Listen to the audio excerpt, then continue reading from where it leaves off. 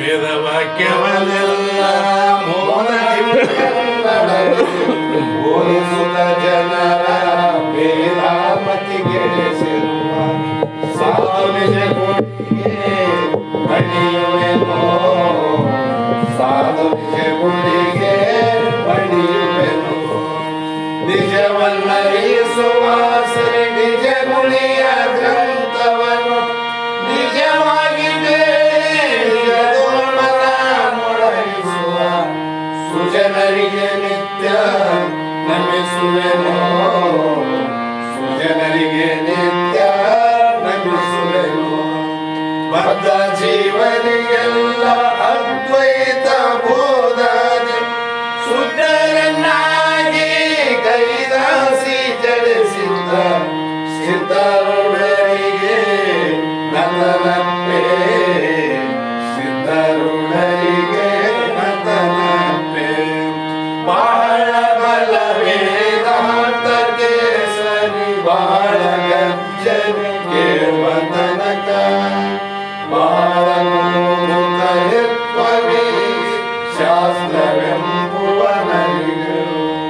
ಬಾಳ ಶಕ್ತಿಯ ಸುಳುವ ಗರ್ಜನೆ ಬಾಳ ಕೇಳಿದ ಬಳಿಕ ಭೂಗವು ಬಾಳ ಕೇಳಲು ಬೇಕು ವೇದ ಎಂಬ ಶಾಸ್ತ್ರವನ್ನು.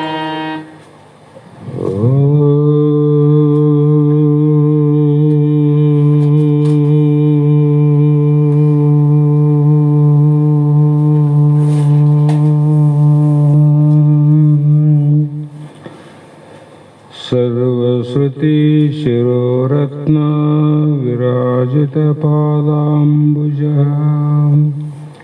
ವೇದಾಂತ ಅಂಬುಜ ಸೂರ್ಯೋ ಯಸ್ಮೈ ತಸ್ಮೈ ಶ್ರೀ ಗುರುವೇ ನಮಃ. ಜ್ಞಾನಶಕ್ತಿ ಸಮಾರೂಢ ತತ್ವಮಾಲಾ ವಿಭೂಷಿತ ಭುಕ್ತಿ ಮುಕ್ತಿ ಪ್ರದಾತಾ ಚ ತಸ್ಮೈ ಶ್ರೀ ಗುರುವೇ ನಮಃ. ತಸ್ಮೈ ಶ್ರೀ ಗುರುವೇ ನಮಃ. ಸಿದ್ಧ ಸದ್ಗುರು ಪಾದಾಬ್ಜಂ ಜನನಿ ಜನಕಸ್ತತ ತತ್ವೋಪದೇಶಕರ್ತಾರಂ ನತ್ವಾ ಭಕ್ತಿಪುರಸ್ವರಂ. ಜಗದಾದಿ ಜಗದ್ಗುರು ಸಿದ್ಧಾರೂಢ ಮಹಾಸ್ವಾಮಿಗಳ ಶ್ರೀಪಾದ ಪದ್ಮಗಳಿಗೂ ಆರೂಢ ಜ್ಯೋತಿ ಶಿವಪುತ್ರ ಮಹಾಸ್ವಾಮಿಗಳ ಶ್ರೀಪಾದಗಳಿಗೂ ಶ್ರೋತ್ರಿಯ ಬ್ರಹ್ಮನಿಷ್ಠ ಬ್ರಹ್ಮಲೀನ ಸದ್ಗುರು ಬಸವಾನಂದರ ಚರಣ ಕಮಲಗಳಿಗೂ ಅನಂತ ದೀರ್ಘ ದಂಡ ಪ್ರಣಾಮಗಳನ್ನು ಸಮರ್ಪಿಸುತ್ತ ಸದ್ಗುರು ಸಿದ್ಧಲಿಂಗಪ್ಪ ತಾತ ಕಪಗಲ್ ಇವರನ್ನು ಮನದೋಳು ಧ್ಯಾನಿಸುತ್ತ ತಮ್ಮೆಲ್ಲರಿಗೂ ವಂದಿಸುತ್ತ ಈ ದಿನ ಶ್ರೀಮನ್ ನಿಜಗುಣ ಯೋಗಿಗಳು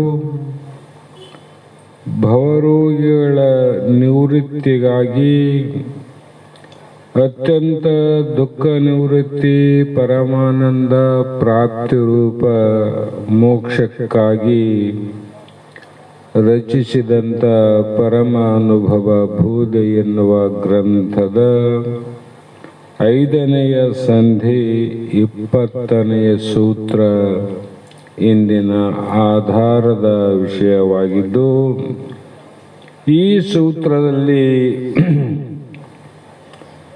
ಹಿಂದೆ ಹೇಳಿದಂಥ ಎಲ್ಲ ಆವರಣಗಳನ್ನು ಕಳೆದು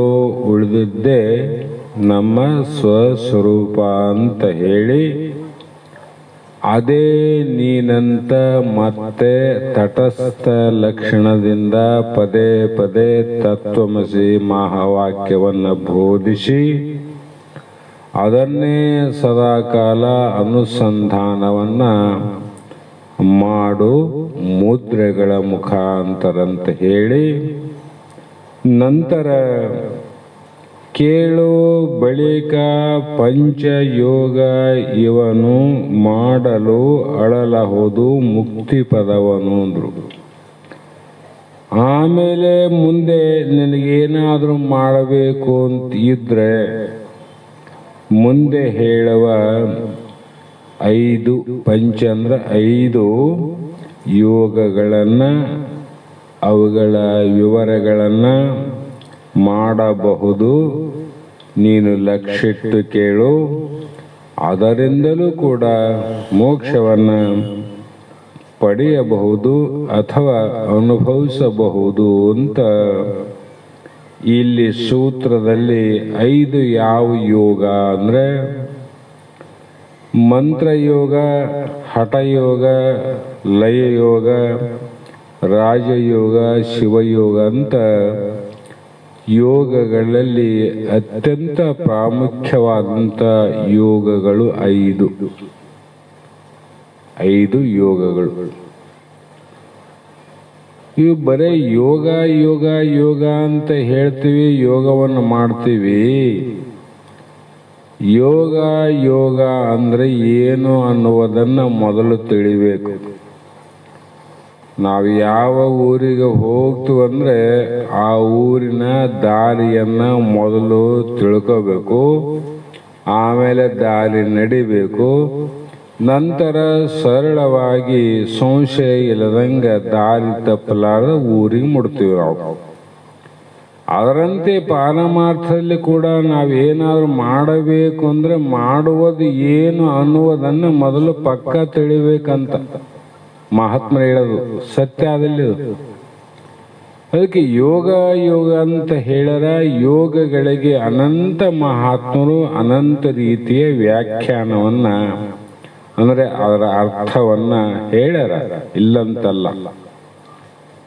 ಆದರೆ ಯಾವ ಪತಂಜಲಿ ಯೋಗದಲ್ಲಿ ಬಹಳ ಮುಖ್ಯವಾದಂಥ ಯೋಗ ಋಷಿಗಳು, ಪತಂಜಲಿ ಋಷಿಗಳು, ಅವರು ಎಲ್ಲ ಯೋಗವನ್ನು ಹೇಳಿ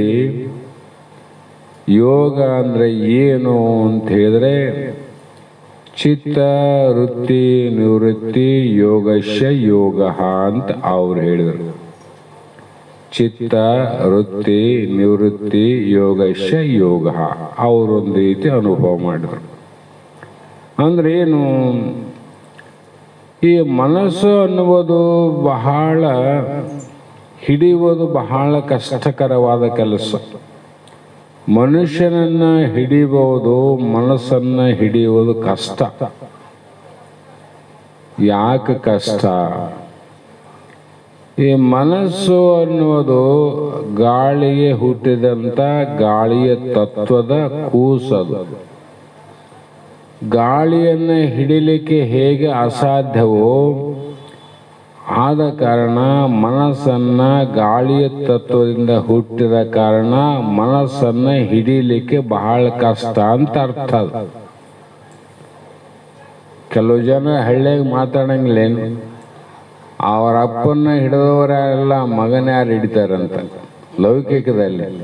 ಅವ್ನು ಎದಕ್ಕನ ದುಷ್ಟ ಇರಲಿ ಒಳ್ಳೆಯವನಲ್ಲಿ, ಅವ್ರ ಅಪ್ಪನ್ನ ಹಿಡಿದಿಲ್ಲ ಅಂದಮೇಲೆ ಇವನ್ ಯಾರು ಹಿಡಿತಾರಪ್ಪ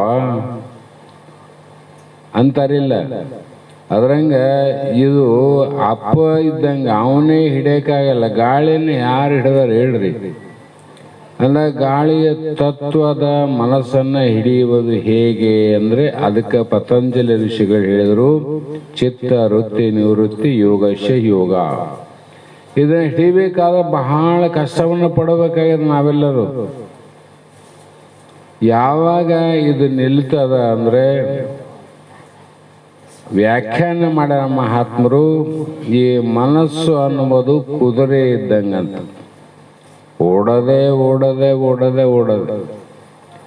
ಆ ಓಡುವ ಕುದುರೆಯನ್ನು ನಿಲ್ಲಿಸಬೇಕಾಗಿದ್ರೆ ಉಪಾಯವನ್ನು ಮಾಡಿ ಅದಕ್ಕೆ ಏನು ಹಾಕಬೇಕಂದ್ರೆ ಅದಕ್ಕೆ ತಿಂಡಿ ಅಂತಾರಲ್ಲ, ಕುದುರೆಗೆ ಅದಕ್ಕೆ ಡಾಣಿಯನ್ನು ಇಟ್ಟರೆ ಮಾತ್ರ ಓಡುವ ಕುದುರೆ ನಿಲ್ತದ. ಅದೊಂದೇ ಸಾಧನ. ಅದಕ್ಕಾಗಿ ಹರಿದಾಡುವ ಮನಸ್ಸನ್ನು ನಿಲ್ಲಿಸಬೇಕಾದರೆ ಏನು ಮಾಡಬೇಕು? ಈ 5 ಯೋಗಗಳಲ್ಲಿ ಯಾವುದೇ ಯೋಗವನ್ನು ನೀನು ಮಾಡಿ ಅದನ್ನು ನಿಲ್ಲಿಸಿದಾಗ ಕುದುರೆ ಓಡುವಾಗ ಹೆಂಗ ದಣಿಕೆ ಆಗಿ ನಿಂತಾಗ ಹೆಂಗ ವಿಶ್ರಾಂತಿ ಆಗ್ತದೆ, ಅದರಂತೆ ಮನಸ್ಸು ವಿಷಯಾದಿಗಳಲ್ಲಿ ಹರಿದಾಡುವುದನ್ನು ಅದು ನಿಂತಾಗ ಮನಸ್ಸಿಗೆ ತಾನೇ ಶಾಂತಿ ಆಗ್ತದೆ. ಹೌದಿಲ್ಲ? ಆ ಕಾರಣದಿಂದ ಈ 5 ಯೋಗಗಳನ್ನು ಮಾಡಿದರೆ ಮುಕ್ತಿ ಅಂದರೆ ಮೋಕ್ಷ ಸ್ವರೂಪವನ್ನು ಅನುಭವಿಸಬಹುದು ಅಂತ ಇಲ್ಲಿ ಹೇಳ್ತಾರೆ. ಹೇಗೆ ಅಂದರೆ, ಮೊದಲು ಮಂತ್ರ ಯೋಗವನ್ನು ಹೇಳ್ತಾರೆ. ಇದರಿಂದ ಕೂಡ ಮನಸ್ಸನ್ನು ನಿಲ್ಲಿಸಬಹುದು. 1, 2, 6, 8 ವರ್ಣದ ಮನುಗಳ ಛಂದವನ್ನು ಅರಿದು ಎಳಸಿ ಅದನ್ನು ಕುಂದದೆ ಜಪಿಸುತ್ತಿರಲು ಮಂತ್ರಯೋಗ ಇದು ಎಂದು ಹೇಳುವರು ಸ್ವಯಂಗಳೆಲ್ಲ ಅಂತ ಇಲ್ಲಿ ಮಹಾತ್ಮರು ಹೇಳ್ತಾರೆ. ಇದಕ್ಕೆ ಮಂತ್ರಯೋಗವಂತ ಹೇಳುವರು ಯಾರು ಹೇಳ್ತಾರ? ಮಂತ್ರಯೋಗದ ಯತಿಗಳು.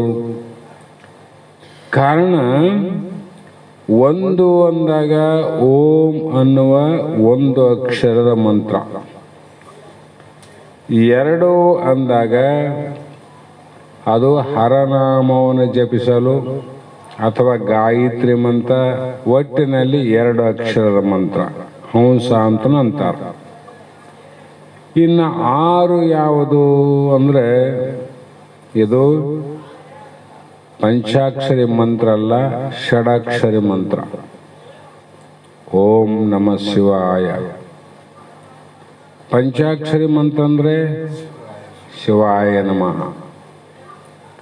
ಅಷ್ಟಾಕ್ಷರ ಅಂದರೆ 8 ಅಕ್ಷರ, ಮತ್ತೆ 3 ಕೂಡಿ ಅಲ್ಲಿ ಶಿವಾಯ ನಮಃ. ಹಾಂ ರೂಂ ರೀಂ ಅಂತ 3 ಸೇರಿಸಿದಾಗ ಅದು ಅಷ್ಟಾಕ್ಷರ ಮಂತ್ರ ಆಗ್ತದೆ. ಈ ಮಂತ್ರಗಳನ್ನು ಛಂದಸ್ಸು ಅಂದರೆ ಅದು ಹೇಗೆ ಅಂದರೆ ಅ ಬೇರೆ, ಹ ಬೇರೆ, ಈ ಬೇರೆ, ಹಿ ಬೇರೆ, ರೀ ಬೇರೆ, ಹರೀಂ ಬೇರೆ, ಹೀಗೆ ಛಂದಸ್ಸಿನಿಂದ ಕೂಡಿಕೊಂಡು ಆ ಮಂತ್ರಗಳ ಇಷ್ಟ ದೇವತೆಗಳಾರ. ಪರಮಾತ್ಮನನ್ನು ಕುರಿತು ಯಾವ ಮಂತ್ರ ಅನ್ಬೇಕು, ದೇವಿಯನ್ನು ಕುರಿತು ಯಾವ ಮಂತ್ರ ಅನ್ಬೇಕು, ಮನಸ್ಸಿಗೆ ಬಂದದ್ದು ಅನ್ನದೇ ಅದು ಆ ಪ್ರಶ್ನೆ ಬೇರೆ. ಅದಕ್ಕಾಗಿ ಆ ಮಂತ್ರಗಳನ್ನ ಹೇಳ್ತಾ ತನಗೆ ಇಷ್ಟವಾದ ಮಂತ್ರ ದೇವತೆಯನ್ನ ಸ್ಮರಿಸುತ್ತಾ ತನಗೆ ಇಷ್ಟವಾದ ಎಲ್ಲ ಅಪೇಕ್ಷೆಗಳನ್ನು ಪಡೆಯಬಹುದು ಅಂತಕ್ಕಂಥ ಅಭಿಪ್ರಾಯ. ಇಷ್ಟವಾದ ಅಪೇಕ್ಷೆಗಳನ್ನು ಹೀಗೆ ಅದಕ್ಕೆ ಮಂತ್ರ ಯೋಗ ಅಂದ್ರು. ಯೋಗ ಅಂದ್ರೇನು? ಕೂಡೋದಂತ. ಇಲ್ಲಿ ಮಾಡಬೇಕಾಗಿದ್ರೆ ರೀತಿಗಳಾವ. ಯೋಗ ಅಂದಾಗ ಇನ್ನೂ ವಿಚಾರ ಮಾಡಿದಾಗ ನಿಲ್ಲುವುದೇ ಯೋಗ. ಸರಳವಾಗಿ ಸಾಮಾನ್ಯ ಅಂದರೆ ನಿಂತದ್ದೇ ಯೋಗ, ಅಥವಾ ಕೂಡುವುದೇ ಯೋಗ. ಕೂಡುವುದು ಯೋಗ, ಕಳೆಯುವುದು ವಿಯೋಗ ಅಂತ. ಹೌದಿಲ್ಲ? ನಾವು ಏನು ಕೊಡಬೇಕಾಗಿದೆ ಅಂದರೆ ಆನಂದದಲ್ಲಿ ಕೂಡುವುದೇ ಯೋಗ. ಮನಸ್ಸು ಏನನ ಮಾಡು, ನಿನ್ನ ಮನಸ್ಸು ಆನಂದದಲ್ಲಿ ಕೂಡಿತು ಅಂದರೆ ನೀ ಯೋಗ ಮಾಡಿದ್ರೆ ಸಾರ್ಥಕ ಆಯ್ತು. ಮತ್ತೆ ಆನಂದದಿಂದ ಮನಸ್ಸು ಕಡೆಗೆ ಆಯಿತು ಅಂದರೆ ಯೋಗ, ಅದು ಯೋಗ ಅಲ್ಲ. ಹಾಗಾಗಿ ಆ ಮಂತ್ರ ಯೋಗದಲ್ಲಿ ಏನು ಮಾಡಬೇಕಾಗಿದೆ? 3 ಕೂಡಬೇಕಾಗಿದೆ. ಎಲ್ಲದಲ್ಲಿ 3 ಕೂಡಬೇಕು. ಅಲ್ಲಿ ಪ್ರಾಣ, ಮನಸ್ಸು ಮತ್ತು ದೃಷ್ಟಿ, ಇವು 3 ಕೂಡಿದಾಗ ಏನಾಗ್ತದ? ಅದು ಮಂತ್ರ ಆಗ್ತದ. ಅದು ಮನಸ್ಸು ಏನಾಗ್ತದ? ಆನಂದದಲ್ಲಿ ಲಯ ಆಗ್ತದ. ಆನಂದ ಕಡೆ ಆನಂದ ಕೊಡ್ತದ. ಇವು 3ರಲ್ಲಿ 1 ಕಡೆಗೆ ಆಯ್ತಂದ್ರೆ ಆನಂದದಿಂದ ಕಡೆಗೆ ಆಯ್ತು ಅಂದ್ರೆ ದುಃಖದ ಕಡೆಗೆ ಹೋಯ್ತು ಅಂತ ಅರ್ಥ ಮಾಡಬೇಕು.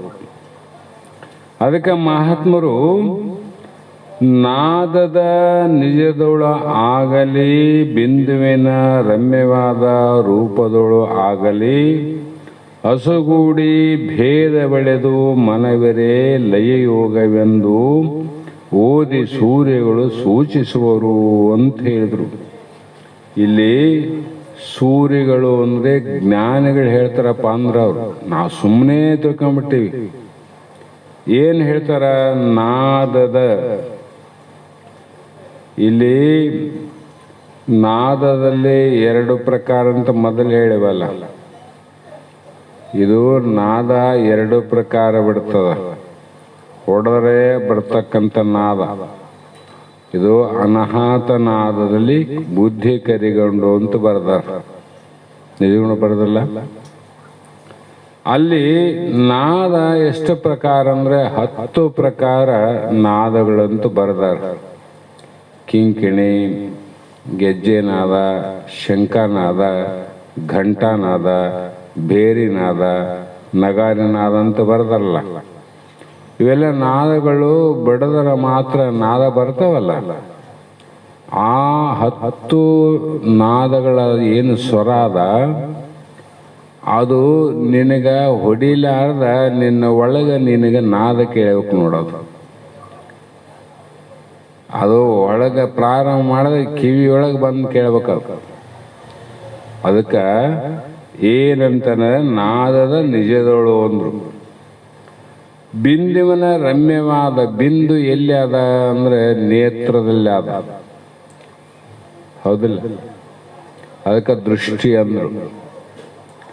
ಅದು ಇಲ್ಲಿ ಆಗಲಿ ಕೇಳಬೇಕು, ಇಲ್ಲಿ ಆದ್ರೂ ಕೂಡ ನಿಲ್ಲಬೇಕು, ಇಲ್ಲ ಮನಸ್ಸಿನಲ್ಲಾದ್ರೂ ಕೂಡ ನಿಲ್ಲಬೇಕು. ಅದು ಗಟ್ಟಿಯಾಗಿ ಆಗ ನಿಂತಂದ್ರೆ ಹಸು ಒಡಗೂಡಿ ಅಂದ್ರು. ಪ್ರಾಣವನ್ನು ಕೂಡಿಡಬೇಕು ನೋಡಿದ್ದು. ಯಾಕಂದ್ರೆ ಅದನ್ನೇ ಹಿಡಿಯೋದ ಅದು ಕೆಲಸ. ಇದು ವಾಯುವಿನ ಕೆಲಸ ಅಲ್ಲ. ಪ್ರಾಣ ಅಂದ್ರೆ ವಾಯು. ಅದರ ಕೂಡಿ ಭೇದ ಒಡೆದು ಮನವಿರೆ ಅಂದ್ರು. ಭೇದ ಎಲ್ಲಿ ಬಂದದ ನಮಗ ಅಂತ ಹೇಳಿದ್ರೆ ದ್ವೈತದಲ್ಲಿ ಭೇದ ಅದ್ ನೋಡು. ದ್ವೈತ ಭೇದ, ಅದ್ವೈತ ಅಭೇದ. ಅದ್ವೈತದಿಂದ ಸುಖಂ, ದ್ವೈತದಿಂದ ದುಃಖಂ ಅಂತ ಹಿಂದೆನೆ ಹೇಳಿ. ಅಲ್ಲಿ ಮನಸ್ಸು ಇತ್ತು ಅಂದ್ರೆ ಅದಕ್ಕೆ ಜ್ಞಾನಿಗಳು ಹೇಳಿದ್ರು ಇದು ಲಯ ಯೋಗ ಅಂದ್ರೆ ನೋಡು. ಮತ್ತೆ ಜ್ಞಾನಕ್ಕೆ ಹೋಗಕ್ಕಾಯ್ತಿಲ್ಲ. ಅದಕ್ಕೆ ಇಲ್ಲಿ ಯಾಕೆ ಹೇಳಕತ್ತಾರಂದ್ರೆ ಹವಣಿಸದ ಅಷ್ಟಾಂಗದಿಂದೇ ಕರ್ಣ ಮುದ್ರಾ ನಿವಾದಿಂ ಬರಿಯ ಕುಂಭಕದಿಂದ ಪವನನ ವಿಜಯವೇ ಹಠಯೋಗ ಅಪ್ಪದು ಎಂದು ವಿಚಲಮತಿಗಳು ಊಹಿಸುವರು ಅಂತ ಬುದ್ಧಿವಂತರ ಬಗ್ಗೆ ಹೇಳಿದರು. ಅವಿಚಲ ಅಂದ್ರೆ, ವಿಚಲ ಅಂದ್ರೆ ಅಸ್ಥಿರವಾದ ಮನಸ್ಸುಳ್ಳವರು, ಅವಿಚಲ ಅಂದ್ರೆ ಸ್ಥಿರವಾದ ಬುದ್ಧಿ ಉಳ್ಳವರು. ಅವರು ಊಹಿಸುವರು ಅಂದ್ರೆ ಹೀಗೆ ತಮ್ಮ ಅನುಭವವನ್ನು ನಮ್ಮ ಮುಂದೆ ಹೇಳುವರು. ನೀನು ಹೇಳರಿ ಹೇಗೆ ನಂಬಬೇಕು ಅಂದ್ರೆ ನಿನಗೆ ಬಿಟ್ಟದ್ದು. ಕಾರಣ ಅಷ್ಟಾಂಗ ಯೋಗದಲ್ಲಿ ಅತ್ಯಂತ ಮುಖ್ಯವಾದ 8 ಅಂಗಗಳು. ಅದರಲ್ಲಿ ಖೇಚರಿ ಮತ್ತು ಇನ್ನೂ ಬೇರೆ ಬೇರೆ ಮುದ್ರೆಗಳನ್ನು ಹೇಳ್ಯಾರಲ್ಲ, ಅದರಲ್ಲಿ ಬರೇ ಕುಂಭಕದಿಂದ ಮನಸ್ಸನ್ನು ಹಿಡಿದ್ರೆ ಏನಾಗ್ತದ ಅಂದರೆ ಪವನನ ಅಂದರೆ ಆ ಹರಿದಾಡುವ ಮನಸ್ಸನ್ನು ಜಯಿಸಿದಂಗಾಗ್ತದೆ. ಆ ಕಾರಣದಿಂದ ರೇಚಕಾದಿ ಕೆಲವು ಮುದ್ರೆಗಳಾವಲ್ಲ, ಶಾಂಭವಿ ಮುದ್ರೆ ಅಂತ ಹೇಳ್ಯಾರ ಹಿಂದೆ. ಕೇವಲ ಪ್ರಾಣವಾಯುವನ್ನು ಹಿಡಿದು ಇಡುವುದಕ್ಕೆ ಹಠಯೋಗ ಒಂದು, ಅಂದರೆ ಮನಸ್ಸು ಸ್ಥಿರ ಆಗದಂತ ಅರ್ಥ ಆಯ್ತು. ಸ್ಥಿರ ಆದಾಗ ಏನಾಗ್ತದ? ಶಾಂತಿ ಆಗ್ತದ. ನಾವೇ ತಿರುಗಾಡುವಾಗ ಶಾಂತಿ ಆಗ್ತದ, ಒಂದಲ್ಲಿ ಕುಂತೀವಿ ಅಂದ್ರೆ ಶಾಂತಿ ಆಗ್ತದ. ಆ ಕಾರಣದಿಂದ ಈ ಯೋಗವನ್ನಾದರೂ ಮಾಡು, ಇದಕ್ಕೆ ಹಠಯೋಗ ಅಂತ. ಈ ಹಠಯೋಗ ಯಾರಾದರೂ ಮಾಡಿದ್ರು ಅಂದರೆ ಅವರಿಗೆ ಕೆಲವು ಲಕ್ಷಣಗಳು ಗೊತ್ತಾಗ್ತವೆ. ದೂರದಲ್ಲಿ ಏನಾದರೂ ಮಾತಾಡಿದ್ರೆ ಸಮೀಪದಲ್ಲಿ ಕೇಳ್ತಾವ, ಅವ್ರಿಗೆ ಗೊತ್ತಾಗಲ್ಲ ಅಂತ ತಿಳ್ಕಂಗಿಲ್ಲ. ದೂರದಲ್ಲಿ ಏನು ನಡೆದದ, ಇದೇನು ನಡೆದಂತ ಅವ್ರ ಅನುಭವಕ್ಕೆ ಬರ್ತದೆ. ಮತ್ತೆ ದೂರದಲ್ಲಿ ಬರೋರು ಯಾರಂತ ಆ ಸೂಚನೆ ಕೂಡ ಗೊತ್ತಾಗ್ತದೆ. ಹೀಗೆ ಹಲವು ವಿಚಾರಗಳ ಅನುಭವಕ್ಕೆ ಬರ್ತದೆ. ಅದು ಹಠಯೋಗ ಸರಿಯಾಗಿ ಮಾಡ್ಯಾರ ಅಂತಂದ್ರೆ ನೀವು ತಿಳ್ಕೋಬೇಕು. ಇಲ್ಲಂದ್ರೆ ಮೌನಿ ಅಂತ ಹೇಳೋದು, ದಿವಸ ಒಂದು ಕಾಪಿ ತುಂಬ ಬರೆದಿಡೋದು, ಹಠಯೋಗ ಮಾಡಿವ ಅಂತ ಹೇಳೋದು, ತಾವೇ ಹಠಮಾರಿತನದಿಂದ ಏನೇನೋ ಮಾತಾಡೋದು. ಇದು ಅಲ್ಲ, ಅದು ಮೌನನಲ್ಲ, ಇದು ಹಠವಾದ ಯೋಗ ಅಲ್ಲ. ಒಟ್ಟಿನ ಯೋಗವೇನೆಂದರೆ ಅರಿವಿನಿಂದ ಒಳ ಹೊರಗಣ 3 ಲಕ್ಷದಿಂಬರಿದು ತತ್ವವನ್ನು ಮಾನಸ ವೃತ್ತಿ ಕರೆಗೊಂಡು ನಿಂದೊಡೆ ಅದನ್ನೇ ರಾಜಯೋಗವೆಂದು ಅರುಹಿ ತೋರುವರು ಅಚ್ಚ ಸುಖಿಗಳು ಅಂದರು. ಇಲ್ಲಿ ರಾಜಯೋಗ ಅಂದ್ರು. ಅಲ್ಲಿ 3 ಮಾಡಬಾವ, 2 ತಿಳಿಯಬಾವ. ರಾಜಯೋಗದಲ್ಲಿ ಏನು ಮಾಡ್ತಿದ್ದಿ? ತಿಳಿಯೋದಿಲ್ಲಿ ಮಾಡೋದೇನಿಲ್ಲ. ಏನು ಅಂದರೆ ಅರಿವಿನಿಂದ, ನಿನ್ನ ಸ್ವರೂಪ ಜ್ಞಾನದಿಂದ ಒಳ ಹೊರಗಣ ಅಂದರೆ ಒಳಗಿನ ಮತ್ತು ಹೊರಗಿನ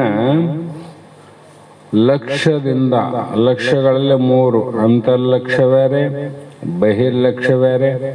ಅಂತರ್ಲಕ್ಷ್ಯ ಅಂದರೆ ಒಳಗಡೆ, ಬಹಿರ್ಲಕ್ಷ್ಯ ಅಂದರೆ ಹೊರಗಡೆ, ಮಧ್ಯ ಲಕ್ಷ್ಯ ಅಂದರೆ ಇದು ಎಲ್ಲಿ ಅಂದರೆ ನೇತ್ರ ಸಮೀಪ ನಡೀತಕ್ಕಂಥ ನಾಸಿಕದ ತುದಿಯಲ್ಲಿ ನಡೆಯುವಂಥ ಕ್ರಿಯೆ ಇದು. ಇದು ನಿಜವಾದ ತನ್ನ ಸ್ವರೂಪವನ್ನು ತಿಳಿದು ನಿಶ್ಚಲ ಚಿತ್ತನಾಗಿ ಇದ್ದರೆ ದುಃಖದಿಂದ ಕೂಡದೆ ಕೇವಲ ಸುಖವನ್ನು ಅನುಭವಿಸೋದು. ಯಾಕಂದ್ರೆ ಅದು ಒಳಗನೆ ಇರಬೇಕು, ಮನಸ್ಸು ಒಳಗಾದಲ್ಲ, ಅಲ್ಲೇನೆ ನಿಲ್ತದ. ಹೊರಗ ಅಂದ್ರೆ ಹೊರಗೆ ನೋಡಿದ್ರು ತಾನೇ ಅನ, ಒಳಗೆ ನೋಡಿದ್ರು ತಾನೇ ಅನ, ಅಲ್ಲೇ ನಿಂತಿಲ್ಲ. ಮಧ್ಯ ಲಕ್ಷ್ಯ ಅಂದ್ರೆ ನೋಡಿದ್ರು ಕೂಡ ನಿನ್ನನ್ನೇ ನೀನು ನೋಡ್ತಿದ್ದಿ. ಅಂದ್ರೆ ಇಷ್ಟೇ ಸಮೀಪ ನೀನು ಇಟ್ಕೊಂಡೆ ಅಂದ್ರೆ ಇದು ಹೊರಗೆ ಹೋಗೋದಿಲ್ಲ, ದುಃಖ ಆಗೋದಿಲ್ಲ. ನಾನು ಹೇಳಿದ್ನಪ್ಪ, ಬೆಳಗ್ಗೆಲಿಂದ 3 ಸಲ ಹೇಳಿನಿ, ಏನೇನಪ್ಪ ಸಿದ್ಧಾರೂಢರು ಅನಿಸ್ತು ನನಗೆ. ಬೇಡ ಮಗ, ಹೋಗ್ಬೇಡ ಹೊರಗ ಅಂತ ಹೇಳಿದೆ. ಅವನು ಹೋದ, ಅದೇನು ಕಾಗೆ ಕುಂದ್ರದಕ್ಕೆ ಟೊಂಗೆ ಮುರಿದಕ್ಕೆ ಜಗಳ ತಕೊಂಡ ಬಂದ, ಇಲ್ಲ ಯಾರಿಗೇನು ಹೊಡೆದ ಬಂದ, ಓಡಿಸ್ಕೊಂಡು ಬಂದ. ಅವಾಗ ಬಂದಗಳು ಏನಂತೀವಿ ನಾವು? ಬಡ್ಕಡ್ನಲ್ಲೋ ಹೊರಗೆ ಹೋಗ್ಬೇಡ ಹೋಗ್ಬೇಡ ಹೋಗ್ಬೇಡ ಹೋಗ್ಬೇಡ ಅಂದೆ, ಹೋಗಿ ಇಷ್ಟೆಲ್ಲ ಮಾಡ್ಕೊಂಬಂದು ಹೇಳ್ತೀವಲ್ಲ. ಹೇಳಿ ಅವನ್ನ ಹೊರಗೆ ಹೋಗಲಾರ್ದಂಗೆ ಕಲಿಸೋ ಬುದ್ಧಿ, ಅದು ಬುದ್ಧಿ ಮಾತು. ಅದ್ರಂಗ ಮಹಾತ್ಮರು ನಮಗೆ ಹೇಳ್ತಕ್ಕಂಥ ರಾಜಯೋಗವನ್ನ ಕೇವಲ ಸುಖವನ್ನ ಅನುಭವಿಸೋದಪ್ಪ. ಅಲ್ಲಿ ಏನದ ಸುಖ ಅನುಭವಿಸೋದು? ಎಲ್ಲಿ ಅದು ಸುಖ? ನೀ ಎಲ್ಲಿದ್ದೆ ಅಲ್ಲೇ ಸುಖ ಅದ, ನಿನ್ನಲ್ಲೇ ಸುಖ ಅದ, ನೀನೇ ಸುಖರೂಪವಾಗಿದ್ದಿ. ಆದ್ರೆ ಏನು ಮಾಡಿದೆ? ಸುಖವಿಲ್ಲದೆ ದೊಡ್ಡ ಸುಖವನ್ನು ನಿಶ್ಚಯಿಸಿ ಬಿಡದರ್ಪ ತತ್ ಸುಖ ಬುದ್ಧಿಯೇ ರಾಗವೆಂದು. ಇವೆಲ್ಲ ಕೂಡಿ ನೀನೇ ಮಾಡಿದಿಲ್ಲಪ್ಪ. ನಿನಗೇನು ಬೇಕಾದ ನಿನ್ನಲ್ಲೇ ಆದ. ಅದರ ಕೊಂಕಣದಲ್ಲಿ ಕೂಸಿಟ್ಕೊಂಡು ಊರೆಲ್ಲ ತಿರುಗಾಡಿದ್ರಂತ. ಕೂಸಲ್ಯದ ತನ್ನ ಕೊಂಕಳಲ್ಲೇ ಬಗಲಲ್ಲೇ ಕೂಸಿಟ್ಕೊಂಡು ನನ್ನ ಕೂಸಲ್ಯ ಅಂತ ಊರೆಲ್ಲ ತಿರುಗಾಡಿದ್ರೆ ಅದು ಅರ್ಥ ಇಲ್ಲ. ಅದಕ್ಕೆ ಅನುಭವದಿಂದ ನೋಡ್ರಿ, ಸುಖ ಇಲ್ಲ ಅದ. ಸುಮ್ಮನೆ ಇದ್ದಾಗ ಸುಖ ಆಗದು. ಮನಸ್ಸು ಯಾವುದನ್ನ ಅಪೇಕ್ಷೆ ಮಾಡಲಾರ್ದೆ, ಬೇಕು ಬೇಡ ಅಂತ ಅನ್ಲಾರ್ದೆ ಸುಮ್ಮನೆ ಯಾವಾಗ ಕೊಡ್ತದ ಸುಖ ತಾನಾಗ ಆಗ್ತದ. ಇಲ್ಲಿ ಸುಮ್ಮನೆ ಕುಂತ್ರೆ ಹೆಂಗಾಗ್ತದ ಅಂತ ವಿಚಾರ ಅದಲ್ಲ. ನೀ ಸುಮ್ಮನೆ ಕುಂತ್ರೆ ಹೆಂಗ ಆಗ್ತದ ಅಂತ ನೀನು ಅನ್ಕೊಂಡಿದ್ದಿ. ಮತ್ತೆ ನೀನು ಸುಮ್ಮನೆ ಕೂಡಕ್ಕಾಗದಲ್ಲ. ಇಲ್ಲಿ ಅಚ್ಚ ಸುಖಿಗಳು, ಯತಿಗಳು, ಜ್ಞಾನಿಗಳು ಸುಮ್ಮನೆ ಕುಂತಾರಲ್ಲ, ಅವ್ರಿಗೆಲ್ಲ ಆಗ್ಯದ ನೋಡು. ನೀನು ಸುಮ್ಮನೆ ಕುಂತ್ರೆ ಏನಾಗ್ತದ ಅಂಬೋ ನಿನಗೇನಾಗಿಲ್ಲ, ಅವ್ರಿಗೆಲ್ಲ ಆಗ್ಯದ ಸುಮ್ಮನೆ ಕುಂತರಿ. ಇದು ಅನುಭವ ಇಲ್ಲ. ಹಾಗಾಗಿ ಮಹಾತ್ಮ ಹೇಳುವಂಥದ್ದು ಯಾವಾಗಲೂ ನಾವು ವಿಚಾರವನ್ನು ಮಾಡಬೇಕಂತ. ಮತ್ತೆ ಗುರುಶಂಭುಲಿಂಗದ ಅರ್ಚನೆಯನ್ನು ಅನುಸಂಧಾನ ವರ ವಿದ್ಯಾ ಭಕ್ತಿ ಸುರತ 5 ನಿರುದ್ಧದಿಂದ ಅಳವಟ್ಟ ಅದನ್ನೇ ಶಿವಯೋಗವೆಂದು ಒರೆವರು ಒಲಿದು ವೇದವಿಧಗಳು ಅಂದ್ರು. ಮತ್ತೆ ವೇದವನ್ನ ಬಲ್ಲಂತ ಮಹಾತ್ಮ ಏನ್ ಹೇಳ್ತಾರ ಅಂದ್ರೆ, ಯಾವ ಪೀಠ ಗೋಮುಖ ಮೊದಲಾದವುಗಳಲ್ಲಿ ಬಿಂದುನಾದ ಕಲೆಗಳನ್ನು ಅನುಸಂಧಾನ ಮಾಡುತ್ತಾ ಇಷ್ಟಲಿಂಗವನ್ನು ಪೂಜಿಸುವರು. ಹೌದಿಲ್ಲ? ಅಲ್ಲಿ ಬ್ರಹ್ಮ ವಿಷ್ಣು ರುದ್ರ 3 ಆರಾದ್ರ. ಕೆಳಗಿಂದು ಬ್ರಹ್ಮ, ಹಿಂಗಿರೋದು ವಿಷ್ಣು, ಹಿಂಗಿರೋದು ರುದ್ರ. ಇವು 3 ಕೂಡಿ ಲಿಂಗ ಆಗ್ಯದದು. ಹಾಗಾಗಿ ಅಲ್ಲಿ ನಾದ ಬಿಂದು ಕಲೆಗಳನ್ನು ಅನುಸಂಧಾನ ಮಾಡುತ್ತಾ ನಾದವನ್ನ ಕರ್ಣದಲ್ಲಿ ಕೇಳೋ, ಬಿಂದುವನ್ನ ಕಣ್ಣಿನಲ್ಲಿ ನೋಡು, ಕಲೆಯನ್ನ ಮನದೋಳು ಅನುಭವಿಸು. ಹೀಗೆ ಒಂದು ನಾವು ನಿಲ್ಲಿಸಬೇಕಾಗಿತ್ತು ಅಂದ್ರೆ ಆಲೆ ನಿಲ್ಲಿಸಿ ನೋಡುವಂತಾರಲ್ಲ. ಒಂದು ಪೂಜೆಯನ್ನ ಮಾಡಬೇಕಾದ್ರೆ ಒಂದು ಗುರುತನ್ನ ಮಾಡಬೇಕು ನಾವು. ಆ ಗುರುತನ್ನ ಮಾಡಿ ನೋಡ್ತಾ ನೋಡ್ತಾ ಹೋದಾಗ ಅದೊಂದೇ ಕಾಣಬೇಕು. ನಾವು ಮೊದಲೇ ಹೇಳಲಿಲ್ಲ, ಕೈಯಲ್ಲಿ ಅಂಗದಲ್ಲಿ ಅಂಗೈಯಲ್ಲಿ ಲಿಂಗ ಆದಂದ್ರೆ ಆ ಲಿಂಗ ಪೂಜೆ ಮಾಡುವ ಅನುಸಂಧಾನಕ್ಕೆ ಹೋದಂಥ ಜ್ಞಾನಿಗಳು ಅರಲ್ಲ. ಅವ್ರು ಏನು ಕಾಣಿತೋ ಅಂಗೈ ಕಾಣಲಿಲ್ಲ, ಬರೀ ಲಿಂಗ ಕಂಡದವ್ರಿಗೆ, ಬರೀ ಲಿಂಗ. ಅದು ಏನದ ಪೂಜೆ. ಅದಕ್ಕೆ ಒಳಗಡೆ ನಾವು ಯಾವುದೇ ಒಂದು ರೂಪವನ್ನು ಕಲ್ಪನೆ ಮಾಡ್ಕೋಬೇಕು. ಲಿಂಗಾಕಾರವಾಗಲಿ, ಪರಮಾತ್ಮನ ಆಕಾರ ಆಗಲಿ, ಬ್ರಹ್ಮ ಆಕಾರ, ವಿಷ್ಣು ಆಕಾರ, ಇದು ಯಾರಿಗೆ ಹೇಳಕತ್ತಾರ ಅದು ಬಿಡಬಾರ್ದು. ಅವರಿಗೆ ಅದನ್ನ ಒಳಗ ನಕ್ಷತ್ರ ಆಕಾರ ಆಗಲಿ, ಮಿಂಚಿನ ಆಕಾರ ಆಗಲಿ, ಬೆಳಕಿನ ಆಕಾರ ಆಗಲಿ, ಬೆಳದಿಂಗನ ಆಕಾರ ಆಗಲಿ ಅದನ್ನ ಮಾಡಿಕೊಂಡು ಅಂಥ ಇಷ್ಟ ಪ್ರಾಣ ಭಾವಲಿಂಗಗಳ ದ್ವಾರ ಮಹಾಲಿಂಗವನ್ನು ಲಕ್ಷಿಸುವುದೇ ಅನುಸಂಧಾನ. ಅದು ಏನದ ಅನುಸಂಧಾನ ಆಯ್ತು ನೋಡಿ, ಅನುಭವ ಬರ್ತದ. ಹಾಗಾಗಿ ಅಂತಹ ಮಹಾಲಿಂಗದ ಸ್ವರೂಪ ಈ ಲಿಂಗ ನೋಡಿದ್ರೆ ಮಹಾಲಿಂಗ ಗೊತ್ತದೆ ನಿನಗೆ? ಇಲ್ಲಲ್ಲ, ಮತ್ತೆ ಹೆಂಗ್ ಮಾಡೋಣ?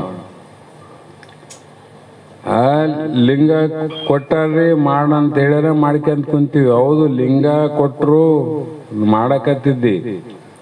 ಆ ಲಿಂಗ ಯಾಕೆ ಕೊಟ್ಟರು ಅದನ್ನ ಅರ್ಥ ಮಾಡಿದೆನು. ಕಾಣದ ಲಿಂಗವನ್ನ ಅರಿಯಲು ಕಾಣುವ ಲಿಂಗವನ್ನ ಕೈಯಲ್ಲಿ ಕೊಟ್ಟರು. ಅವ್ರು ಕೊಟ್ಟರು ತಪ್ಪಲ್ಲ, ನೀ ತಗೊಂಡದು ತಪ್ಪಲ್ಲ. ತಗೊಂಡ ಮೇಲೆ ಏನು ಮಾಡ್ಬೇಕಂತ ನೀನು ಕೇಳಲ್ಲ, ಕೊಟ್ಟನಾದ್ರೂ ಕೂಡ ಇದನ್ನ ಹಿಂಗೆ ಮಾಡ್ಬೇಕಂತ ಆತನು ಹೇಳಲ್ಲ. ಮೊನ್ನೆನೇ ಹೇಳಿನಿ, ಆಕಾರವಿಲ್ಲದ ನಿರಾಕಾರ ಲಿಂಗವನ್ನು ಕೈಯಲ್ಲಿ ಹಿಡಿದು ಕೊರಳಲ್ಲಿ ಕಟ್ಟುವನೆಂಬರು. ಅದನ್ನ ಅಲ್ಲಿಗೆ ಬಿಡ. ಅದಿರಲಿ, ಇಲ್ಲಾದ್ರೆ ಯಾಕೆ ಕೊಟ್ಟರು ನಿನ್ಗ?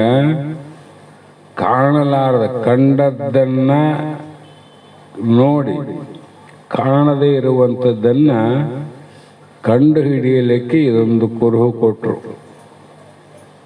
ನಾವು ಕಂಡೇವಿಲ್ಲ ಇದನ್ನು. ಆ ಕಾಣಲಾರದ ಮಹಾಲಿಂಗವನ್ನು ನೋಡಬೇಕಾದ್ರೆ ಆ ಮಹಾಲಿಂಗ ಯಾರು ನೋಡ್ಯಾರ? ಮಹಾಲಿಂಗ ನೋಡಿದವನೇ ಗುರು. ಅಂತಹ ಗುರುಮುಖದಿಂದಲೂ ಮತ್ತು ಆಗಮ ಪ್ರಮಾಣದಿಂದಲೂ, ಆಗಮದಲ್ಲಿ ಇದು ಹೇಳದ ಸುಳ್ಳಲ್ಲ, ಶಿವಜೀವರ ಏಕತ್ವ ಆದದು. ಶ್ರುತಿಯನ್ನ ವೇದಾಂತ ಬಿಟ್ರೆ ಆಗಮನೆ, ಮತ್ತೆ ಅಲ್ಲಿ ಏಕತ್ವ ಹೇಳದ. ಆದರೆ ಶಿವನೇ ನೀನಂತ ಹೇಳಿಲ್ಲ, ಇಷ್ಟೇ ವ್ಯತ್ಯಾಸ. ಇಲ್ಲಿ ಶಿವನೇ ನೀನಂತ ಹೇಳ್ಬಿಟ್ರು, ಅಲ್ಲಿ ಶಿವ ಜೀವ, ಜೀವ ಪ್ರಯತ್ನವನ್ನ ಮಾಡಿ ಶಿವನಾಗಬಹುದು ಅಂದ್ರು. ಇಲ್ಲಿ ವೇದಾಂತದಲ್ಲಿ ಹೇಳಿದ್ದು ಶಿವನೇ ನೀನು ಇದ್ದೆ, ಮರೆತು ಈ ಗದ್ಲಕ್ಕೆ ಬಿದ್ದೆ ಅಂತ ಅವರಂದ್ರು. ಜೀವ ಶಿವ ಅನ್ನೋದೇ ದ್ವೈತ ಆಯ್ತಲ್ಲ, ಶಿವನೊಬ್ಬನಾದ ಜೀವ ಒಬ್ಬನಾದ. ಮತ್ತೆ ಶಿವ ಜೀವ ಆಗಿ ಬರಂಗಿಲ್ಲ, ಜೀವ ಶಿವ ಆಗಿ ಬರಂಗಿಲ್ಲ ಇಲ್ಲಿ. ಯಾಕಂದ್ರೆ ಶಿವ ಹುಟ್ಟಿಲ್ಲ, ಅವನಿಗೆ ಸಾವಿಲ್ಲ. ಜೀವ ಹುಟ್ಟ್ಯಾನ, ಇವನಿಗೆ ಸಾವಾದ. ಶಿವನಿಗೆ ಸುಖರೂಪಾನ, ಜೀವ ದುಃಖದಾಗ ಬಿದ್ದಾನ. ಮತ್ತೆ ಇವನು ಇಂಥ ಜೀವ ಶಿವ ಆಗದು ಹೇಗೆ? ಆದರೂ ಪ್ರಯತ್ನ ಮಾಡಿ ಮಾಡಿ ಮಾಡಿ ಆಗಬಹುದು ಅಂತ ಆಗಮ ಹೇಳ್ತಾವ, ಸುಳ್ಳಂತಲ್ಲ. ಆದರೆ ಇಲ್ಲಿ ನೇರವಾಗಿ ವೇದಾಂತದ ಶ್ರುತಿ ವಾಕ್ಯ, ಭಗವಂತನ ವಾಕ್ಯ ಅಲ್ಲಿ ಇವೇನು, ಯಾರು ನಂದಲ್ಲ ನಿಂದಲ್ಲ. ಪರಮಾತ್ಮ ಹೇಳಿದ್ರ ಆಚಾರ್ಯ ಶಂಕರರು ದಶೋಪನಿಷತ್ತಿನಲ್ಲಿ ಚಾಂದೋಗ್ಯ ಉಪನಿಷತ್ತನ್ನ ವ್ಯಾಖ್ಯಾನ ಮಾಡುವಾಗ ತತ್ವಮಸಿ ಮಹಾವಾಕ್ಯದಲ್ಲಿ ನಾ ತತ್ ತ್ವಂ ಅಸಿ, ಆ ಶಿವನೇ ನೀನು ಇದ್ದೆ ಅಂದ್ರ. ಆ ಶಿವನೇ ನೀನಿದ್ದಿ ಹೇಳಿಲ್ಲ. ಅದಕ್ಕೆ ಅವ್ರು ಹೇಳಿದ್ರು ಬ್ರಹ್ಮ ಸತ್ಯ ಜಗನ್ಮಿತ್ಯ ಜೀವೋ ನಾಪರಹ. 2 ವಾಕ್ಯದಲ್ಲಿ 18 ಪುರಾಣ, 28 ಆಗಮ ಮತ್ತು ಎಲ್ಲ ವೇದಗಳ ಏನದ ಲಕ್ಷಾರ್ಥವನ್ನು ಒಂದೇ 2 ವಾಕ್ಯದಲ್ಲಿ ಹೇಳ್ಬಿಟ್ರು ಪುಣ್ಯಾತ್ಮ.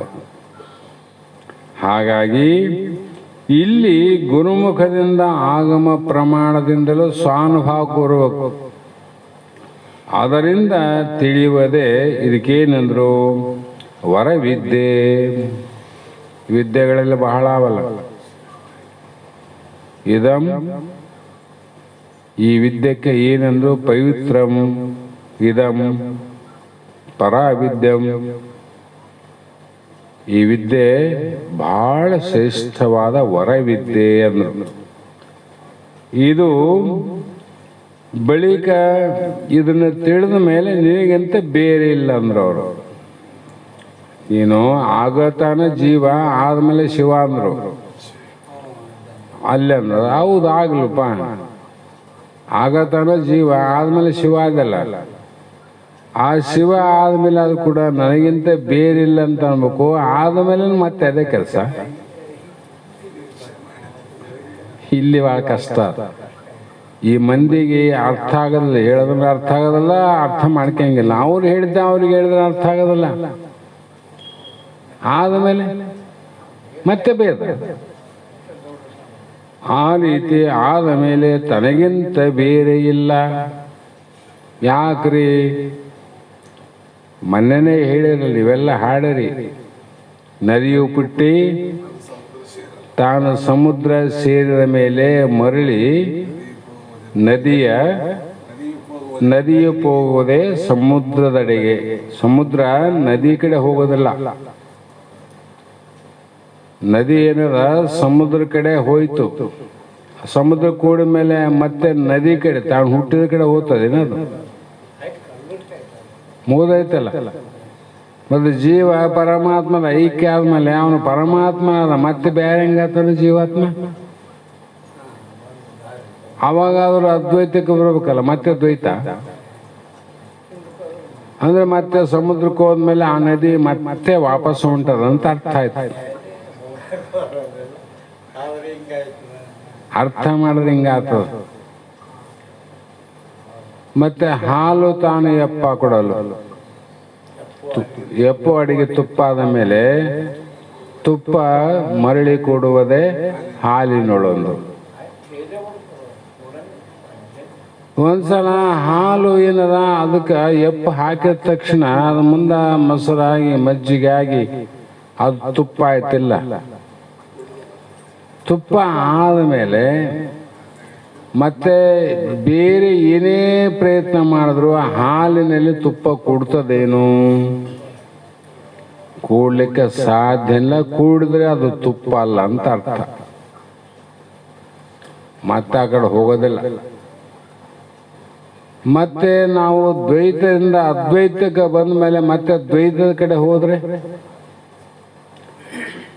ದ್ವೈತ ಅದ್ವೈತದಲ್ಲಿ ಕೂಡಕ್ ಬರ್ತದ. ಹಾಲು ತುಪ್ಪದಲ್ಲಿ ಕೂಡ್ತದ. ಹೆಪ್ಪಾತ್ರ ತುಪ್ಪಾತ್ರ ಇಲ್ಲ. ದ್ವೈತ ಎಲ್ಲ ಅದ್ವೈತದಲ್ಲಿ ಕೂಡಿತು. ಅದ್ವೈತ ಮತ್ತೆ ದ್ವೈತದಲ್ಲಿ ಕೂಡ್ತದೇನು? ಕೊಡೋದಿಲ್ಲ ಅಂತ ಅರ್ಥ. ಹಾಗಾಗಿ ಅಲ್ಲಿ ಅದೇ ನಾನೆಂದು ನಿಶ್ಚಯಿಸುವುದೇ. ಇದು ಭಕ್ತಿಯ ಯೋಗನನು. ಇದು ಯಾವ ರಾಜಯೋಗ ಶಿವಯೋಗ. ಇದು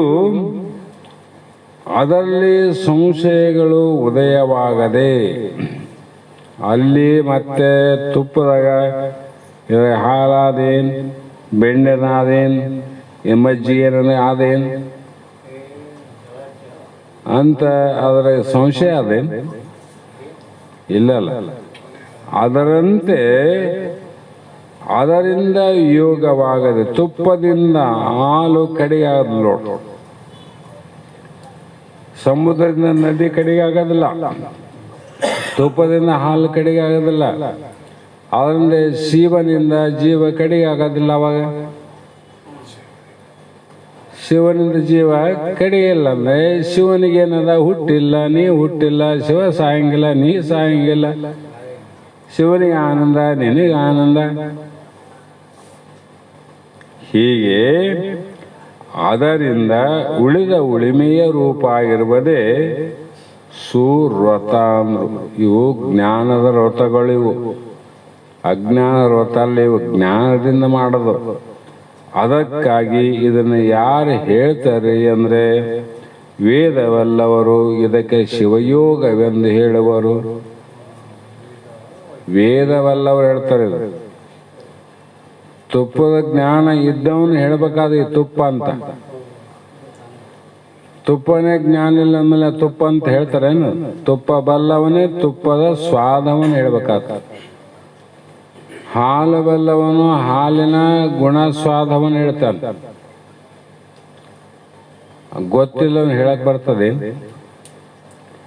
ಅದಕ್ಕಾಗಿ ಇಲ್ಲಿ ಏನದ, ವಿಯೋಗ ಅಂದ್ರೆ ಯೋಗ ಅಂದ್ರೆ, ಯೋಗ ಅಂದ್ರೆ ಸ್ವಧರ್ಮ, ವಿಯೋಗ ಅಂದ್ರೆ ವಿಜಾತಿ ಧರ್ಮ. ಸಜಾತಿ ಧರ್ಮ ಕೂಡ್ತಾವ. ಈಗ ಹಾಲಿನಲ್ಲಿ ಕೂಡ್ತದ, ಹೌದಲ್ರಿ? ಹಾಲು ಎಣ್ಣೆಯಲ್ಲಿ ಕೂಡ್ತದೇನು? ಯಾಕೆ ಕೂಡಲಿಲ್ಲ? ಎಣ್ಣೆಯ ಧರ್ಮ ಬೇರೆ ಅದ, ಹಾಲಿನ ಧರ್ಮ ಬೇರೆ ಅದ. ಅಂದ್ರೆ ಹಾಲಲ್ಲೇ ಕೂಡ್ತದ, ಎಣ್ಣೆಯಲ್ಲೇ ಕೂಡ್ತದ. ಮತ್ತು ಜೀವನ ಮತ್ತು ಶಿವನ ಧರ್ಮ ಬ್ಯಾರಿದ್ರೆ ಕೂಡಕ್ ಬರ್ತೇನು? ಮತ್ತೆ ಒಂದಿದ್ದಕ್ಕೆ ಒಂದಂತ ಹೇಳ್ಬೇಕ, ಮತ್ತೆ ಬ್ಯಾರೆ ಮಾಡಿ ಕೂಡ್ಸಕ್ಕೆ ಹೆಂಗ್ ಬರ್ತದಂತ ಇಲ್ಲಿ ಕಥೆನ. ಮತ್ತೆ ವೇದ ಬಲ್ಲವರಂದಾಗ ಮತ್ತೆ ಅಲ್ಲಿಗೆ ಹೋಗಿ ವಿಚಾರ ಮಾಡ್ಯಾರ ಅವರು. ಅಂದ್ರೆ ಮೊದಲು ಕೂಡ ನೀನು ಶಿವಧರ್ಮನ ಶಿವನೇ ಇದ್ದಿ. ನೀನು ತಿಳಿಯೋದಕ್ಕಿಂತ ಮುಂಚೆ ನೀನು ಶಿವನೇ ಇದ್ದಿ, ಬ್ರಹ್ಮನಿದ್ದಿ. ತಿಳಿಯುವಾಗ ಕುಂತಾಗ ಶಿವನೇ ಇದ್ದಿ, ಬ್ರಹ್ಮನಿದ್ದಿ. ತಿಳಿದ ಬಿಟ್ರು ಕೂಡ ನೀ ಶಿವನೇ ಇದ್ದಿ, ಬ್ರಹ್ಮನೇ ಇದ್ದಿ. ಹೌದಿಲ್ಲ? ಅದಕ್ಕಾಗಿ ಕೂಡೋಕ್ ಬಂತು ನಾವು. ಜೀವ ಶಿವನಲ್ಲಿ ಕೊಡ್ಬೇಕಂದ್ರೆ ಅವನ ಧರ್ಮ ಇವನ್ ಧರ್ಮ ಒಂದೇ ಆಯ್ತಲ್ಲ. ಮತ್ತೆ ಮಧ್ಯದಾಗ ಇಷ್ಟ ಯಾಕೆ ಬಂದು ಅಂದ್ರೆ ಅವಕ್ಕೆಲ್ಲ ಅಜ್ಞಾನ ಅಂತ. ಅದಕ್ಕೆಲ್ಲ ಅಜ್ಞಾನ ಕಾರಣ, ಅಜ್ಞಾನ ಅಲ್ಲ ಕಾರಣ. ಈ ಅಜ್ಞಾನ ನಿವೃತ್ತಿ ಆಗ್ಬೇಕಾದ್ರೆ ಎದರಿಂದ ಹೋಗ್ತದ? ಜ್ಞಾನದ ಬಲದಿಂದ. ಅಜ್ಞಾನದ ಕೇಳೋ ನೋಡಯ್ಯ, ಬ್ಯಾರೆ ದಾರಿನಿಲ್ಲ ಇದಕ್ಕ. ಅದಕ್ಕೆ ವೇದವಲ್ಲವರು ಏನು ಮಾಡಿದ್ರು ಅಂದ್ರೆ, ಈ ಕರ್ಮದಿಂದ ಮೋಕ್ಷ ಅಂತ ಹೇಳಿದ್ದನ್ನ, ಕರ್ಮದಲ್ಲಿ ಎರಡು ಭಾಗ ಆಗುತ್ತಮ್ಮ. ಕರ್ಮದಲ್ಲಿ ಕಾಮ್ಯ ಕರ್ಮ ಅದ, ನಿಷ್ಕಾಮ್ಯ ಕರ್ಮ. ಕಾಮ್ಯ ಭಕ್ತಿ ಬೇರೆ, ನಿಷ್ಕಾಮ್ಯ ಭಕ್ತಿ ಬೇರೆ. ಕಾಮ್ಯ ಭಕ್ತಿ ಏನು ಮಾಡ್ತದ, ಈ ಮೃತ್ಯು ಲೋಕದಿಂದ ಸ್ವರ್ಗಲೋಕಕ್ಕ, ಸ್ವರ್ಗಲೋಕದಿಂದ ಮೃತ್ಯು ಲೋಕಕ್ಕ ಹೋಗು ಬರೋ ಕೆಲಸ ಮಾಡ್ತದ, ಇಲ್ಲಂತಲ್ಲ. ಆ ನಿಷ್ಕಾಮ್ಯ ಏನು ಮಾಡ್ತದ, ನಿಷ್ಕಾಮ್ಯ ಕರ್ಮ ನಿನ್ನ ಮಲಯುಕ್ಷೇಪ ದೋಷವನ್ನು ಕಳಿತದ. ಸಾಕಿಲ್ಲಿ ಅದು ಗುಟ್ಟೋದು. ಮಲವಿಕ್ಷೇಪ ದೋಷ ಕಳ್ಯಾಕ ಬೇಕು. ಅಲ್ಲಿ ಹೇಳ್ಬೇಕು. ಇಲ್ಲಿ ಬಂದು ಇಲ್ಲಿ ಹೇಳ್ಬೇಕು. ನಾನು ಕಾಶಿಗೆ ಹೋಗಿ ನಿಂತು ನಾನು ಇಲ್ಲೇ ಸುಗರೇಶ್ವರ ದೇವಸ್ಥಾನದ ವರ್ಣನೆ ಮಾಡಿದ್ರೆ ಕಾಶಿನೇ ಇಲ್ಲಿದ್ದಾಗ ಇದೆ. ಸುಗರೇಶ್ವರನೇ ನಮಗೆ ಶ್ರೇಷ್ಠ. ಅಲ್ಲಿ ಹೋಗೋದಾಗ ಕಾಶಿ ವಿಶ್ವನಾಥನೇ ಶ್ರೇಷ್ಠ. ಅಲ್ಲಿ ಹೋದಾಗ ಆತನ್ನೇ ನೋಡ್ಬೇಕಾಗ್ಯದ. ಇಲ್ಲಿ ಬಂದರೆ ಇದನ್ನ ನೋಡ್ಬೇಕಾಗ್ಯದ. ಅಲ್ಲಿ ಹೋದಾಗ ಅದನ್ನ ನೋಡ್ಬೇಕಾಗ್ಯದ. ಇಲ್ಲಿ ತಿಳಿಬೇಕಾದ್ರೆ ಹಿಂಗೆ ತಿಳಿಬೇಕಾಗ್ಯದ. ಇಲ್ಲದ್ರೆ ಹೆಂಗ ಅರ್ಥ ಆಗ್ತದ? ಹಾಗಾಗಿ ಇಲ್ಲಿ ಮಹಾತ್ಮರು ವೇದ ಬಲ್ಲವರು ಇದಕ್ಕೆ ಶಿವಯೋಗವೆಂದು ಹೇಳಿದರು. ಅಂದ್ರೆ ಏನಾಯ್ತು, ಇಲ್ಲಿವರೆಗೂ ಶಿವನಾನಲ್ಲಂತ ತಿಳ್ಕೊಂಡೆ ದುಃಖಕ್ಕೊಳಗಾಗಿದ್ದಿ. ಈಗ ಶಿವನೇ ನೀನಂತ ತಿಳಿದಾಗ ಶಿವನಿಗಾದ ಆನಂದ ಸ್ವರೂಪನಾನಂತನೇ ತಿಳಿದಿ. ನಿನಗೆ ಯಾರನ್ನ ಆನಂದ ಕೊಟ್ರನ್ನೀಗ? ಆನಂದದ ಮೇಲೆ ದುಃಖದ ಆಚ್ಛಾದನ, ದುಃಖದ ಹೊದಿಕೆ. ಅದಕ್ಕೆ ಆನಂದ ಕಾಣಲಿಲ್ಲ. ಈಗ ಆ ದುಃಖವನ್ನ ಹೋಳು ಮಾಡಿ ನೋಡಿದಾಗ ಅಲ್ಲೇನು ಕಾಣಿತು, ಭೂಮಿಯನ್ನ ನಾವು ತೆಗೆದು ನೋಡಿದಾಗ ಅಲ್ಲಿ ಚಿನ್ನದ ನಿಧಿಯೇ ಕಂಡಂಗ. ಅಜ್ಞಾನವನ್ನ ಹೋಳು ಮಾಡಿ ನೋಡಿದಾಗ ಚಿನ್ಮಯ ನೀನೇ ಕಾಣ್ತಿದ್ದಿ, ಶಿವಸ್ವರೂಪ ನೀನು. ಹಾಗಾಗಿ ಈ ಯೋಗೇಶ್ವರಂಗೆ ಮಂತ್ರಾದಿ ಯೋಗ ಪಂಚಕ, ಹಯ ಲಯಯೋಗ, ಹಠಯೋಗ, ಶಿವಯೋಗ, ಮಂತ್ರಯೋಗ, ರಾಜಯೋಗ, ಇವು 5 ನಾವು ಯೋಗ ಪಂಚಕವನ್ನು ಹೇಳಿದೀವಿ. ಇದರಲ್ಲಿ ಸೂತ್ರ 20ಕ್ಕೆ ಪದ 169ಕ್ಕೆ ಇದು ಏನಾಯಿತು ಅಂದರೆ ಇವತ್ತಿನ ಸೂತ್ರ ಮಂಗಲಗೊಳ್ತದೆ. ಇಲ್ಲಿ ಪೂರ್ವ ಸೂತ್ರದಲ್ಲಿ ಈಗ 5 ಯೋಗಗಳನ್ನ ಹೇಳಿದರೆ ಇಲ್ಲವರೆಗೂ. ಈಗ ಮುಂದಿನ ಸೂತ್ರದಲ್ಲಿ ಸಮಾಧಿಗಳಂತ ಬರ್ತಾವೆ. ಸಮಾಧಿ, ಸಮಹಿತೆ, ಮೌನ ಅಂತ ಏನಾವಲ್ಲ, ಅವುಗಳನ್ನು ಯಾವಾಗ ಯಾವ ದೇಶ ಅಂದರೆ ಯಾವ ಜಾಗದಲ್ಲಿ ಎಂಥ ಸಮಯದಲ್ಲಿ ನಾವು ಅನುಕೂಲ ಆಗ್ತವ, ಯಾವ ಸಮಯದಲ್ಲಿ ಯಾವ ಜಾಗದಲ್ಲಿ ಅನಾನುಕೂಲ ಆಗ್ತವ ಅಂತ ಹೇಳ್ತಾರೆ ಅವರು.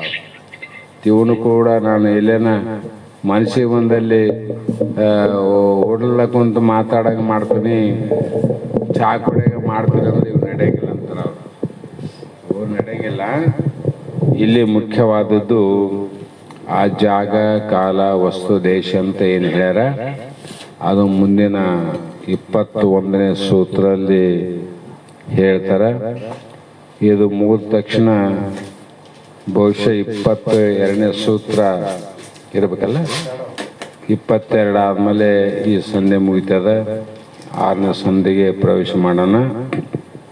ಇವತ್ತಿನ ಈ ಸೂತ್ರ ಮಂಗಲದ ಕಾರ್ಯನಿಮಿತ್ತವಾಗಿ ಮಂಗಲ ಗೀತೆಯನ್ನು ನಮ್ಮ ವೇದಾಂತ ಬಳಗದ ಸದ್ಗುರು ಬಸವಾನಂದರ ನಮ್ಮೆಲ್ಲ ಬಳಗದಲ್ಲಿ ಅತ್ಯಂತ ಭಕ್ತಿ ಪ್ರೀತಿಯನ್ನು ಇಟ್ಟುಕೊಂಡಂಥ ಶ್ರೀಮತಿ ಸರೋಜಾದೇವಿ ಬಸನಗೌಡ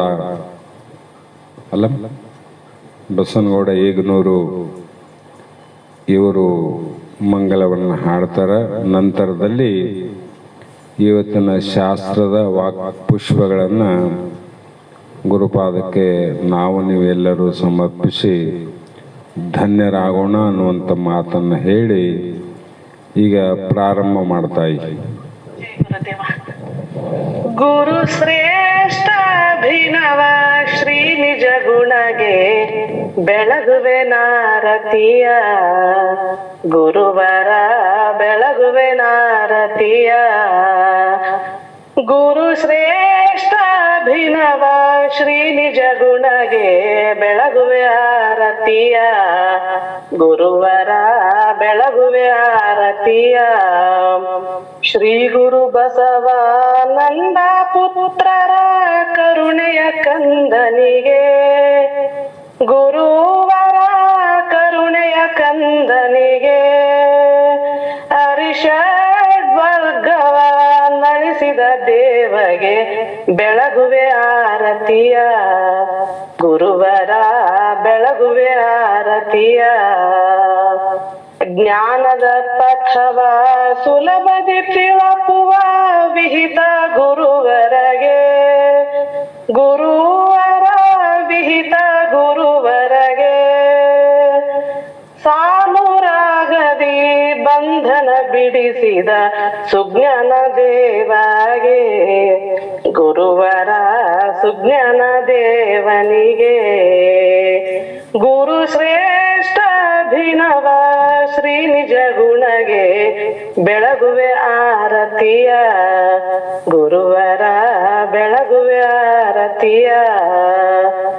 ಧರೆಯೊಳು ಮೆರೆಯುವ ಕಾಕರ ಗ್ರಲ್ಲ ಗ್ರಾಮದಿ ಜನಸಿದಗೆ, ಗುರುವರ ಗ್ರಾಮದಿ ಜನಸಿದಗೆ. ಆರೂಢ ಬಸವ ಕೀರ್ತಿ ಬೆಳಗಿದ ನಗೆ ಮೊಗದ ಬಿನವಗೆ, ಗುರುವರ ನಗೆ ಮೊಗದ ಬಿನವಗೆ. ಗುರು ಶ್ರೇಷ್ಠ ಅಭಿನವ ಶ್ರೀ ನಿಜ ಗುಣಗೆ ಬೆಳಗುವೆ ಆರತಿಯ ಗುರುವರ ಬೆಳಗುವೆ ಆರತಿಯ ಗುರುವರ ಬೆಳಗುವೆ ಆರತಿಯ ಹರ ಓಂ ಚೈತನ್ಯಂ ಶಾಶ್ವತಂ ಶಾಂತಂ ವ್ಯೋಮಾತೀತಂ ಇದಂ ನಿರಂಜನಂ ನಾದಬಿಂದು ನಾದಬಿಂದು ಕಲಾತೀತಂ ತಸ್ಮೈ ಶ್ರೀ ಗುರವೇ ನಮಃ.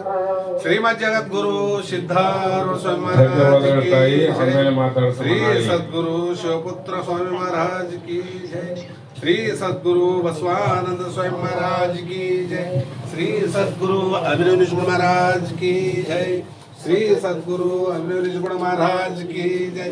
ಸಕಲ ಸಾಧು ಸಂತ ಮಹಾರಾಜ್ ಕಿ ಜೈ.